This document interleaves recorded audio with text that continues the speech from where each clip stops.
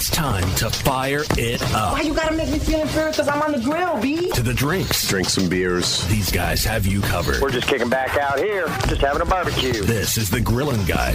Good morning and welcome. You're listening to Grilling Guys on the Grilling Guys Talk Network. It's the weekend, man. Here we are on the holiday weekend. I hope that you're doing something comfy and fun with your family this weekend. I know that we're going to be doing the same. Too damn cold to get in the pool. I haven't even turned the heater on with these 40-degree nights all week. I was like, this ain't going to work.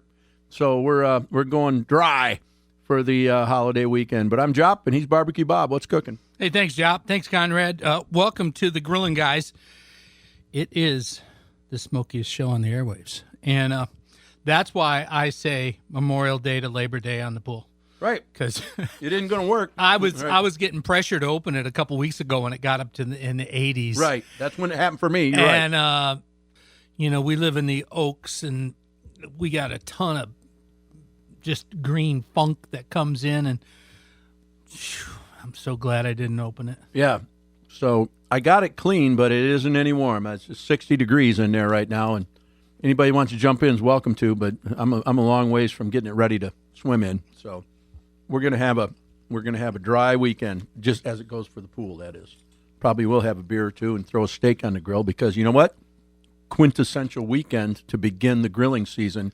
If you haven't got your grill out yet, you're way behind. This is the time you should be firing it up and getting some people together, enjoying whatever it is that you like on the grill because it's time, baby. It is time.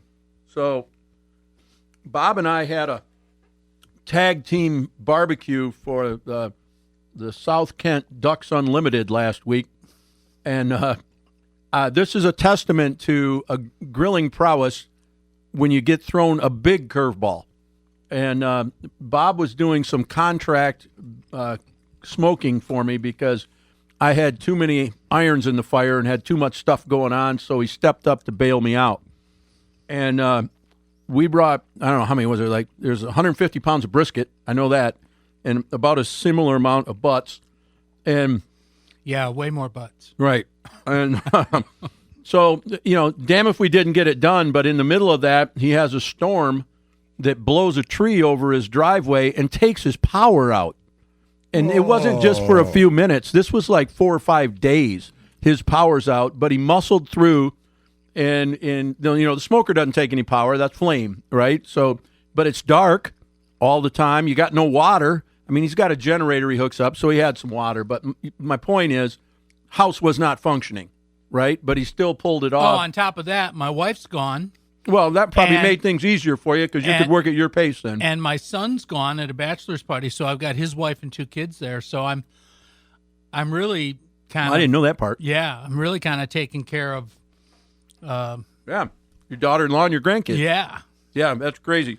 So anyway, as things go, it's delayed because it's cold out, and that big old iron smoker, it cooks, but it cooks slower when it's cold.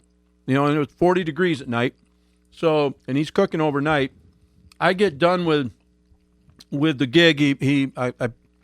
Chaz went out and picked him up. That's how crazy my life was, and picked up enough for the banquet that we did. And but then there was some left over by design because I wanted some to put in the freezer.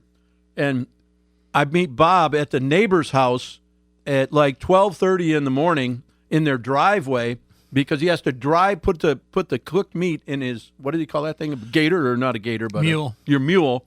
Drive it through the woods. He's talking to me. All of a sudden he's like, "Oh, I just turned the wrong way." And then I hear his thing going, brrr, backing up. And then I hear him going forward again. And he emerges out of the woods with a cart full of I'll tell meat, you, it was crazy. Our section is 2 miles east to west and 1 mile north to south. Right.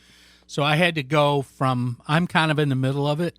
Yep. And I had to go, a half mile to my neighbor's. Right. He's got a 10 that backs up to me. Yeah. And great guy, but he wasn't home. Yeah. So the first time I went out, there was daylight, and I met Chaz, and I had Ellen with me. Right. And the granddaughter. Yes, my grandkids love big trucks, so Chaz comes up in his diesel. She didn't even see him. Right. Yep. But the next time when I met you, it's 12:30 at night. Right. And we're transferring 200 pounds of meat to the back of my car, and your cooler's all clean, by the way. Well, and as my son said when he was little, it was big dark. Yeah, exactly. It was. So I did put extra lights on the mule, but still, it's not like nearly as good as, having a big 4x with high beams and all this stuff. Right. It's a mule. I have to tell you, it felt a little clandestine. I mean, I'm wheeling in somebody else's driveway yeah. at 12:30 at night. It's dark. When you're in my neighborhood? And then emerging from the woods comes a cart full of stuff, and we make a transfer, and then I go one way and he goes the other. You get shot doing stuff like that in my neck of the woods. I'm just glad there wasn't a county cop watching all that stuff going on, because it could have looked crazy what we were doing, but it was all innocent, and life's good. But, Mostly. man, what a weekend. Yeah. What a weekend that was. Yeah. So a lot of fun. That was last weekend we did that, but the we do. Pardon my French. It is crazy. But going back there in the dark at 12:30, when I was talking to you, I thought I was turned around. No, I was right where I wanted to be, but looking at the back of my neighbor's barn in pitch black, it Looked like the black hole? Looked different, and I thought, holy cow, I pulled up on the wrong neighbor.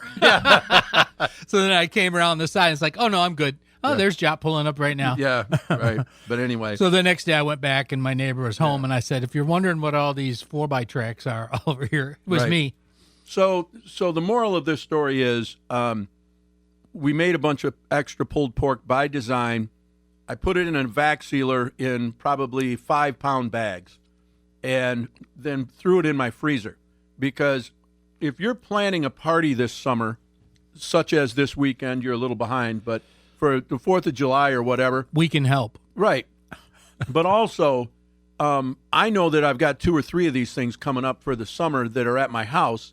And the last thing I want to do is have that big smoker out in my driveway cooking pork. So we pre-cooked for the summer. Well, and here's the cool thing that Chef Schultz got us into, sous vide. Yeah, that's where I was going. Oh. Is because now they're frozen, it's cooked, it's seasoned, it's ready to go. You get a little pail of water. Right, yep. And you put this sous vide machine, and it's a heater that circulates water. And you set it to 155 degrees, whether you leave your pork in there 3 hours or 10 hours. Looks like my wife's curling iron. Right, yeah, exactly. But it never is going to go above 155 degrees. Or whatever because- you set it Right, at. yeah, whatever you set it at. Good point. Because it circulates water, and it only heats the water to the temperature that you set it at. So anything that's in the water eventually becomes that temperature, but it never gets any warmer because it's in a water bath inside the sous vide bag. So it's a wonderful tool. So convenient. Right. But so you're going camping this summer. I take a block of that frozen pork out, and I use it for ice in my cooler. Time out. Right. He's so full of it. No. Have you ever seen this guy camp? No. I'm saying you're going camping. I'm not. Okay. But where I'm going at, what this amounts to is you've got built-in ice that'll turn into a meal. Okay? Because this block of pork is frozen, throw it in the bottom of your cooler, and by the second day or the third day that you're there, it's going to be thawed. You can heat it up again, and you've got dinner all cooked, ready to go, fresh pulled pork. A lot of people will do that with their packs of hamburger. Right. Just throw them in. That's your ice. Sous vide, help me. What are you talking about? So you put the meat. It looks like a lady's curling iron. Okay. And It bolts on the side of a pot. You have a gauge on top, digital readout. You set the temperature you want. It heats up, and it has a little circulator in it, so it like jets the water around, and it warms the water to whatever you set it at, and it just keeps it there. So are you warming up in the bag? In the bag. Yeah. And, So that's why this is after it's cooked and after it's frozen. So we'll start over because if you got a question, probably a lot of other people do too. Okay. I had cooked pulled pork. It's ready to eat. So I let it cool down, and then you've got one of these vac sealers that you put stuff in plastic bags to preserve in the freezer. Right. Right? So I let it cool down, I vac sealed it, and then I put it in the freezer. So it's there now. Okay? Tomorrow, if I want to use it, I pull it out of the freezer, and I get a pot, and I fill the pot with water and put the bag of meat in it. Oh, I see. Put the sous vide in it, turn it to 155 degrees. 3-4 hours later, the meat's heated up. It's inside the bag, so all the juices are there. When you're ready to eat, cut the top off the bag, put it on a plate, boom. You're eating hot, fresh pork. We got off on a tangent there, and we're over time. So I'm gonna. The producer is gonna take a break right now, And we'll be right back with the Grilling Guys. Hi, this is Andy Havemeyer, operating owner of Wealthy Street Bakery, where we're more than just pastries. Open from 6:30 to 9 Monday through Saturday and 8 to 3 on Sundays. You can enjoy a fresh pastry in the morning, a hearty sandwich for lunch, or a delicious brick oven pizza for dinner. Whether you're into coffee and tea, beer or wine, our drink menu is sure to have something for everyone. We hope to see you soon. Don't forget to check out our sister location, Hall Street Bakery, on the corner of Hall and Fuller. Check out our menus online at wealthystreetbakery.com and also at hallstreetbakery.com. And now, back to the Grillin' Guys show. With the Grillin' Guys coming at you like a pit bull. We smoke butt, and it's a mittful. Shooting sauce on ribs is what men do. We like meat and no tofu. With me and Chop, it never gets dull. My grill's so big, it's like a ship's hull. Grilling Guys, I'll tell no lies. And do some great things. Welcome back. You listen to Grilling Guys on the Grilling Guys Talk Network. Bob did something today that we've never done since we've been at Jethro FM, is he brought breakfast to the studio. Oh, man. Thanks, Bob. Really good. Tell me about this sausage here. Well, Jop's got a flat top, but even bringing a big flat top in wasn't any good. So I got my little camp stove and my Lodge, one of my Lodge cast griddles, and a 1 pound can, turn that baby on, and I brought in some of my fresh homemade sausage that I just did. Oh, and so some good. eggs. Oh. And we had breakfast. It smells like breakfast. Very nice. So these are smash sausages, patties. Yeah, it's ground pork and venison. 20% venison or about 50. About 50%. Yeah. So really tasty. Really good. Yeah. Pork and venison together. And 10% squirrel. Just for you. Oh. He already left a piece. I don't know if he's going to finish it now. Well, anyway, so I had a little bit of venison left in the freezer, and it's that time of year when you need to get it gone because it'll be no time at all. It'll be on us. But right. I had some beautiful steaks and whatnot, and I ended up with, so I did all this pork for Jop, and I ended up with 2 butts in one. I've got like 4 or 5 refrigerators, so I had them stashed everywhere to keep it cold because I ran out of ice, and I'm packing meat. Well, everywhere. and the power was out, and you couldn't get out of your driveway because there's a tree across. That's what I said. That was a monumental task when you lose your power and you're homebound. Well, it felt like it, and anyway, so the next day I find a couple butts in maybe the basement refrigerator, the one the kids use, and I'm like, oh man. And I called Jop and I said, I still got a couple butts here. And he's like, whatever. And I was like, okay, good. I'm not going to worry about running those to him. Right. I'm going to do something with them. And I thought, I got a little bit of venison left. I got the small Gen 7 smoker. I'll just smoke one and take one and chop it up and grind it. So I'm thinking you bought me the accessories for my wife's big mixer. Yeah, her stand mixer. Yeah. The grinder that goes on the end of it. So Yeah, I did. Got that I out, did for a part and I of it. ground up the venison. I ground up the pork. I even put some beef suet in there because I already had it out, and I thought, well, so I ground all that up about a 50-50, a 1 grind. Okay. And hand mixed it. Yep. You could run it through a couple times, but it's kind of a small process. And if I'm going to get a bigger grinder this year. I'm going to keep my eye on that site you go to all the time. Right. And I'm going to get a bigger one and a stuffer.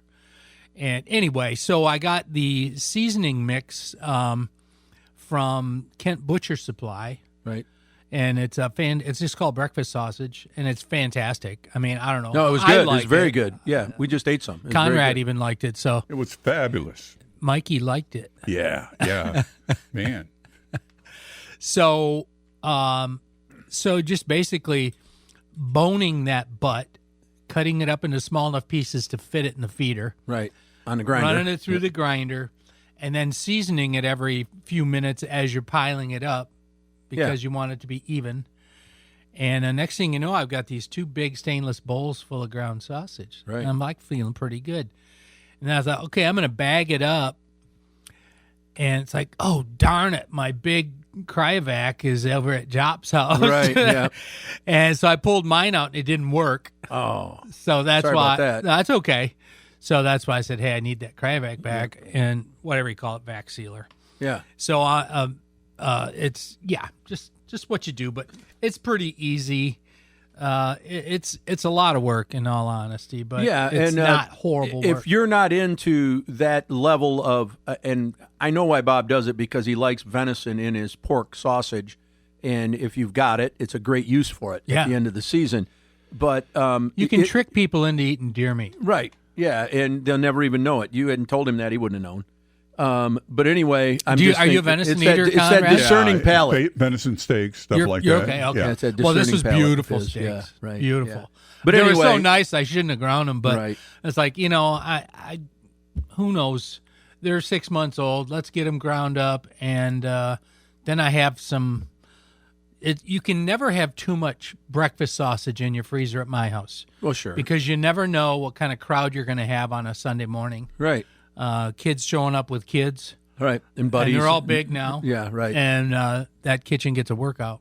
Yeah, and if you're into the sausage, there's a whole bunch we can talk about. But if you're into just buying it, I'd be remiss if I didn't mention Sobe Meats has this whiskey maple sausage that he's making. We had him on 2 or 3 weeks ago, and he touched on it, but it's worth it again. I've been buying 3 pounds of that a week, and we're just eating the heck out of it. And it's a little sweet. The whiskey you don't taste. It's just, he calls it whiskey maple. It's you can taste the maple in it, but it's a ground product, so you can just make patties out of it or crumble it up. And that's what I've been doing, is crumbling it up and put it in eggs and with a little cream cheese. Holy cow, is that good? Man. I think he likes it because he talks about it every week. Well, but we're talking about sausage, and I'm like, not everybody's going to get a grinder out and make their own. Right. Go buy some of this sausage. You shouldn't even It's bother Sobe. if you Right. don't have one because it's too much work. Right. But But we've got a lot of listeners that are just really good at making sausage. sure. I can't think Kind of of like this show. It's kind of what this process is like making sausage. That's right. Right? Just throw a bunch of stuff in, see what comes out the other end. That's not too bad. Is that a fingernail? Right. Yeah. Am I a filler? Okay. Yeah. Right. You could be. We've called you worse. So now I cheated and used a blend. What, a seasoning blend? Yeah. Well, that's not cheating. Well, I'm just saying you can look up, there's plenty of sites that'll show you the blend. Sure. If you want to just do your own spices. But I've been I was known in my wife's family when I met her as being a Bob Evans sausage fan. Okay. Sure. To the point to where every time I came over, her mom would go to the supermarket and buy Bob Evans sausage. Right. And then she'd tell me about it as soon as I got there. Bob, I got your favorite sausage. It's Right. like, she was such a mother-in-law. Anyway, so that kind of blend is kind of what I like. Now, just to figure out what was best, because sometimes I'd buy Hillshire Farms breakfast sausage. Mm-hmm. I did a blind taste test with my family. Yep. They all liked the Hillshire better. Yeah. So Bob Evans went down a notch. Okay. Yep. It's still But around, though. You can still find it in the store. Yeah, it's along those flavor profiles, but Yep. I think since we're on this topic of butts, we should maybe do a basic butt program, at least a segment, and let's just talk a little bit about the do's and don'ts of smoking butts. Yeah. If you have a smoker, probably one of the first things you smoke is maybe chicken, but right after that, it's a pork shoulder, pork butt, Boston butt, whatever you want to call it. It's all the same cut, and we're going to touch base about that because there are some tricks and techniques that will make it produce much, much better finished product. Yeah. And it's not difficult, but it's a process. So you're listening to Grilling Guys on the Grilling Guys Talk Network. And we're going to go through the butts with you. Worst case scenario, you bring them over to my house, and I'll meet you at midnight. Well, yeah, right. Yeah. Emerge out of the woods with a cooked butt. Yeah. All right, you're listening to Grilling Guys. Stick with us. We'll be back. Point Buck. Well, he was 8 foot tall, weighed 12,000 pounds. Fenn Valley Vineyards, located on the shores of Lake Michigan in Fennville, Michigan, 45 minutes south of Grand Rapids. It's one of the most beautiful, most picturesque vineyards in North America. This family's been making wine for over 40 years. You have to bring your friends and family to the tasting room and experience pure Michigan wine. Fenn Valley Vineyards. Hey, this is Job from the Grilling Guys, and I want to talk to you about my favorite butcher shop. It's Sobe Meats on the northwest side of Grand Rapids on Remembrance Road. This is a custom butcher. They'll cut any piece of meat that you want, any size, any way that you can dream of to make sure that your grilling experience is perfect. Sobe Meats smokes all their own meats. They've got kielbasa's and over 40 different flavors of brats. You got to try Sobe Meats on Remembrance Road. Tell them the Grilling Guys sent you. Got to feed that boy. You are getting your man card pulled. Ladies and gentlemen, the Grillin' Guys. I am a guy and I like fire. The Grillin' Guys. Welcome back. You listen to Grilling Guys. Oh man, if you missed the first two segments, you're a lucky person. But we're talking a little bit about this is the quintessential first weekend of summer. Here we are in Memorial Day weekend. Remember why we're here and what we're doing and who we're honoring. But from this standpoint of this show is it's all about getting your griller or your smoker out. And one of the things that a lot of people do when they get a smoker early on in their smoking career is a pork butt. Yeah, and my memory is failing me. Is Memorial Day, what was it first signified from World War I and then incorporated to World War II? Is that how that worked out? You know what? I don't know the answer to that question. When we were in Europe 5, 6, 8 years ago, I don't know what it was, we went over to Belgium and Normandy because we had a week in England. I had work over there. And when we were in Belgium, of course, I wanted to go to a couple of the great monasteries that brew beer. And I remember some of that. Yeah. It made it back. It did. And but when we were there, this girl in the cafe, which is what they call their bars, she said, "You're pretty close to Ypres." And I said, "What's that?" And she goes, You've got to go to Ypres." And I'm like, "Why?" She goes, "Every night at 8 o'clock, they have a World War I memorial." So we went to Ypres in our little rental car, and it's YPRES, and you should, if you ever get to Belgium or France in that area, you have to go to this ceremony because thousands of people show up every night. 8 o'clock, they have a giant brick arch. The whole town was wiped out. The whole town was absolutely demolished. I believe in World War I. And they've rebuilt it brick by brick, and it is stunning. It looks like it's still a 300-year-old village, but has nothing to do with butts. But it is Memorial Weekend, and there's all Europe has all the. Now you can go to Hawaii and see some cemeteries from World War II, which I was stationed at after Vietnam. But there are not a lot of Arlington, I guess you could go to, but there's not a lot of World War I and World War II sites in America for a reason. Right. We have Civil War sites.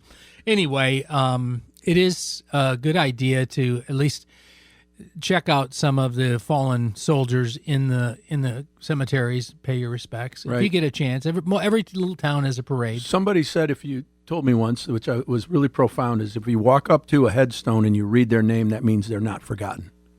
And then when people stop calling out their name, that means they're forgotten. So when you walk up to a headstone, just read the name out loud, and it's just a little way to. And if you feel a hand on your shoulder, don't worry about it. Right? Yeah, it might be the hand of God. You never know. Let's talk about butts. It's really, like you said, one of the critical, basic first things you do. Do you remember the first thing you ever smoked? It was in college, and no, the first piece of meat. It probably was chicken. Okay, just because I was intimidated by that big chunk of meat, and how do I do this? And gosh, it seems like it's going to take forever. And the first thing I ever smoked was a brisket. Yeah, and it was a fail. Right? Oh yeah. It took me a long time to perfect that, and I'm still probably not as good at it as you are, but I can do it. But so let's talk pork butt. It's the pork shoulder. It's called a Boston butt. Your mom made them for years. Right. And it's the front shoulder. The back end is a ham. The front end shoulder they call a pork butt. For whatever reason, it's nowhere near the butt. but that's what it's called. It's the butt of the shoulder. But I've had it. Tim has explained it before too. I can't really recall. It doesn't matter. It's a pork butt. Right. Some people just call it barbecue. Yep, and you'll see them in the store right now, $1.79 to maybe $2.29 wherever you go. So it's a really, really affordable piece of meat. And very often, like if you order them from Sobe Meats, you're going to get 2 of them in a pack. Right. And so... Which is going to be about 18 pounds, maybe? Yep, something close like to that. 20. And you can get them bone-in or boned. They're cheaper with the bone-in. Right. Of course, you're paying for the bone, but it's so light you're not really paying much. I like the bone-in if I'm just doing like a smaller load. But if you're going to do, if you're limited on space, you should get the one that's already boned because it comes and it kind of opens up like a fillet. It butterflies. They had to cut the bone out. It butterflies. Right. So if you're space limited, it'll fit in your racks a little easier because it's, otherwise it's a pretty big clump. Right. But I also like to get it boned sometimes because then I can put my rub on both sides. Inside and on all surfaces on the outside. So you get a much better. How did you like the bark this weekend? It was wonderful. Was that yeah, good? It was wonderful. Yeah. Yep. That's Tim's blend. Yeah, I know. And it's good stuff. It really it is. It has earned a new spot in my repertoire. Tim Sobe at Sobe Meats makes his own general all-purpose seasoning. We should call it Teresa's blend, to be fair. Right, yeah, right. But he sells it as Tim's blend. If you've not had it, it's great on everything. Yeah. But anyway, we digress. Is that gentrification? Just kidding. Anyway, so you can do it however you like, but you can put mustard on it. That's just glue. Yeah, right? and that makes the seasoning stick. Theoretically, the Germans would argue with you, but it's a thin layer of it though. It does actually hold the seasoning a little bit better, but the butts are normally so wet that I don't find a big problem. Right. What I like to do is I like to stand that thing up and pack the sides first. Right. And then I'm going to smoke it with the fat side down. I do too every time. Because I want that fat to reduce, right? And it seems to reduce a little better on the bottom. Plus, the metal grate gets hotter than the air. Plus, it helps me pull it off, and if anything sticks to that grate, it's going to be that fat. And there's a little bit of meat in that layer of fat, but not much. Yeah, it's throwaway. Right. But the coyotes love it, so you can leave you can leave your grates out. The coyotes will take care of them. Great. Great. So I'll pack down those sides with seasoning real heavy because it's a dense piece of meat. Right. You know what I mean, don't you? I do. And and if you do, I got them for you, Conrad. If you do have them boned, then you open it up and you can pack some in there as well, because it's more surface area means more flavor. Right. And if you do that and you're opening it up, I would just smoke it open. Right. So it gets bark on the whole thing. Maybe you don't do this. You didn't mention it, but I don't put seasoning on that fat side because one of two things: it's either going to render off, or I'm going to pick it off. You're wasting it when I go to shred it up. Yeah, because fun. Nobody likes that real gelatinous fat in their pork. And that's where I was headed. Is you're going to lay it down fat side down. Yep. You're absolutely right. Don't waste the spice. Right. It's money because you're going to throw it away. It's money when you're ready to pull it to eat it. You're going to throw away that. It's generally like 1/8 of an inch by the time it gets done cooking. So you're not throwing away a ton. It's generally stuck to my rack. Right. Yeah. Yeah. So go to Sobeys and get some Tim's blend. Get a big jar of it because you'll use it on everything. Right. It's just a wonderful, like Magic Chef or any of that stuff. It's just a wonderful blend, and they do it all in-house. Right. So it's very consistent and controlled. Anyway, so I'm going to pack those 4 sides, and then I'm going to put it fat side down, and I'm going to take that whatever seasoning I'm putting on it, and I'm going to load it way up on top. Yep. It's going to be like wanting to fall off when I get done. And I was asking you about the bark because there was probably a 1/2 inch of spice on the top of that thing when I put it in the smoker. Yeah. But wow, what a bark it made for the top. Right. It was, you're smoking those seasonings. And so we're going to, Conrad just says we got a minute left, so I'm not going to dive into this. But in the next segment, we're going to talk about when I learned to do this, and I learned it from you and Cowboy Rob Russell, is that at a certain temperature, and we'll talk about this in a minute, I wrapped them in tinfoil. Those ones that you just made last weekend, you did not do that. You cooked them all the way through, and it creates a different end product, and I want to talk about that. Good. I want to hear how you like that. Right, because it's one of those things where there's no right or wrong way to do it. There's a different way to do it. Yep. But it yields a different result at the end, and I want to talk about that. I'm dying to hear. Yeah, but you're listening to Grilling Guys on the Grilling Guys Talk Network. It's hard for us to make 10 minutes of butt talk, but damn if we didn't do it. Well, look, Conrad, he even said network properly. Right. So stick with us. We'll be back. Barbecue Bob for Garrett's Appliance. Lots of folks are remodeling, and if you are, you owe it to yourself to go to Garrett's Appliance. They made my kitchen the perfect example of elegant and functional. Visit either location, 29th Street in Kentwood or 28th Street in Wyoming. Garrett's Appliance also has a super lineup of patio kitchen equipment, and you can count on their design team for a perfect outdoor grilling area. Visit Garrett'sAppliances.com. That's Garrett'sAppliances.com. The Grillin' Guys.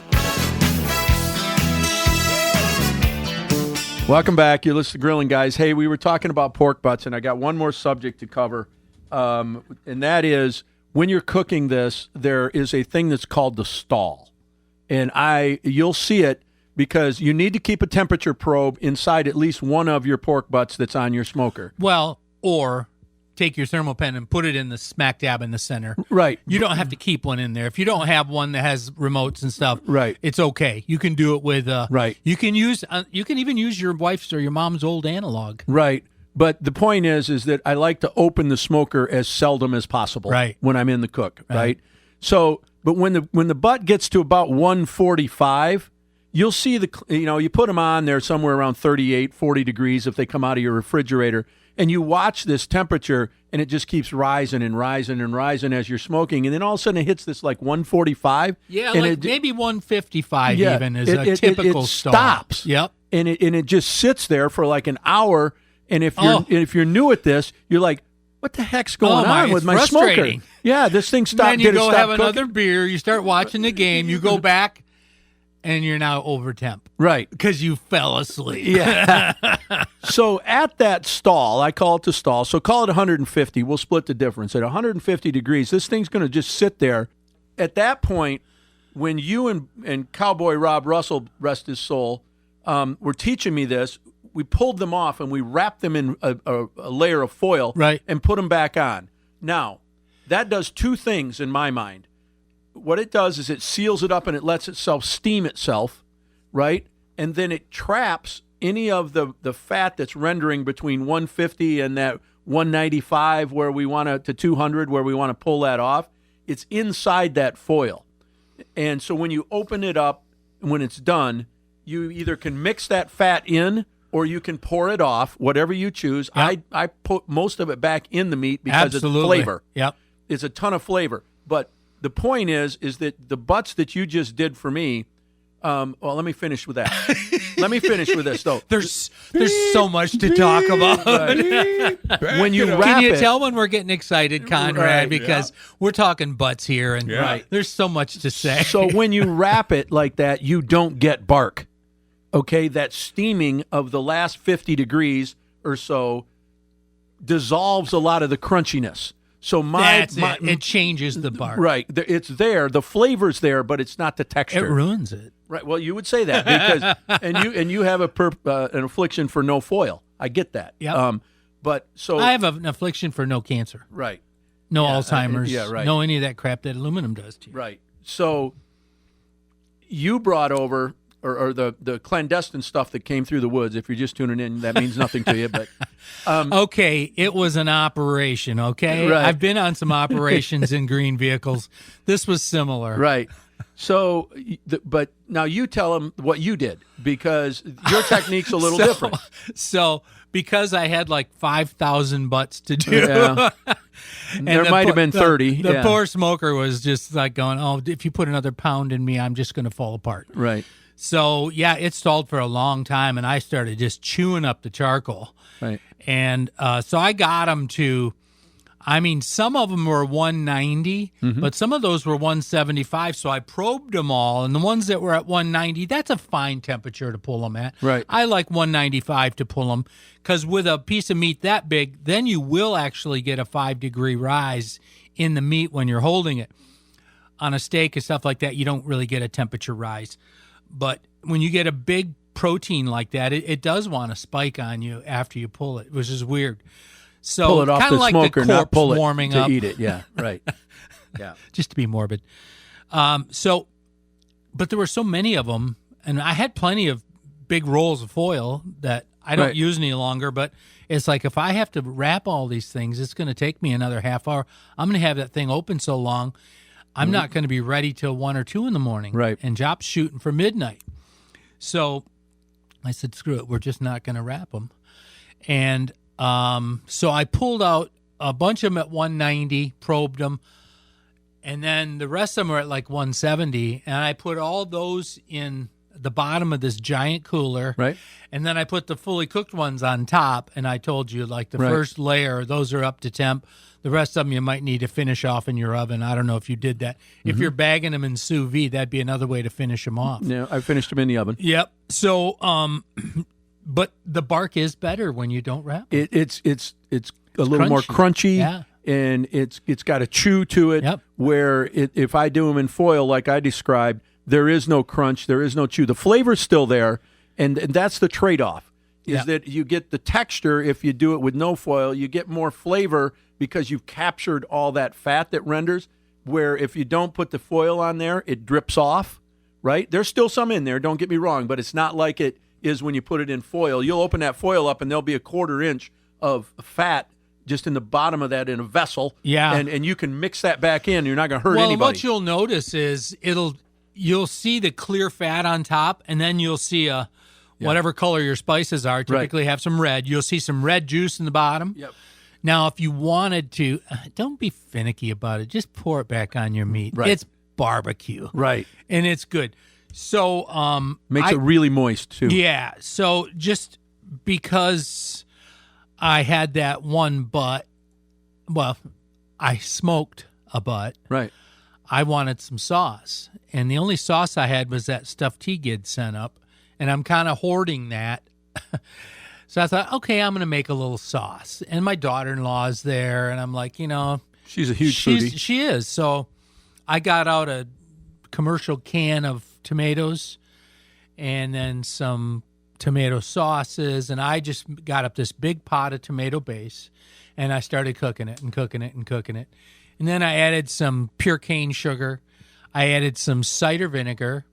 I added some balsamic, and some kosher salt, and some paprika, and some garlic, and the next thing you know, I added some pineapple. Yeah. Some peppers. Hot peppers? So it was like a habanero pepper sauce is what I ended up with, and I didn't like it. Did I give you a bottle of it? I didn't have it. Thank God, no. I didn't have. I didn't make it till the next day, but I didn't like it. Yeah. And according to somebody who tasted it, it's fantastic. So it's like, you know how it is when you make something. You've been tasting it the whole cook, so it's like I don't know if I like it or not. Yep. And but it's that easy. I was waiting for that hot pepper piece to come in there because most of the recipes that you do from scratch like that have a little twang of some sort of a hot pepper in it. Well, you notice I brought Cholula for your eggs this morning. Yeah, right. Yep. Yeah. And she did a good job serving them. Yeah, she's my girlfriend. Yeah. It's an old joke from the Hampton Inn. Anyway, so yeah, in the service, everybody in the Air Force uses hot sauce on breakfast. Sure, I do too. So I love it. I'm not a big hot sauce guy, but I like it on eggs and I like it on breakfast meat. So you made your own sauce. We cook butts in a different way. If you're not gathering this from the show, there's no right or wrong way to do stuff.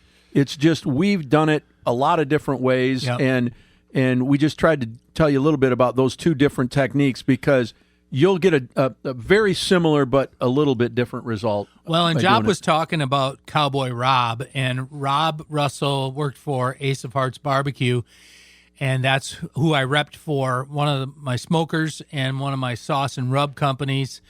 And he became one of my best friends, and he became one of Job's best friends.